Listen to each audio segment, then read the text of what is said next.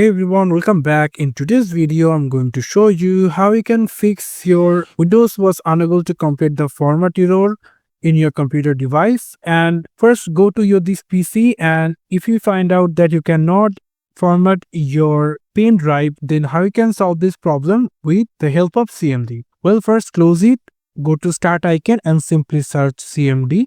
After coming over into CMD, run as administrator, and here is our command prompt opened, and first type disk part, click enter, and it will going to connect it with the disk part. And now we're going to need the list space a disk, click enter, and here you will going to find two disk 0 and disk 1.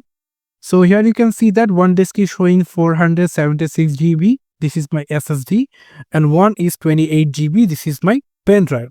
So I'm going to select disk 1 and click enter, and now the disk 1 is now the selected disk. And now we have to type here list partition, and here is the primary partition over here. So now you have to type select partition 1, and now we can simply type format fs equal ntfs.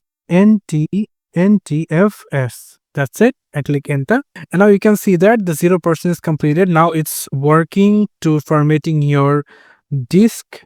So it will take quite seconds, so you have to be patient.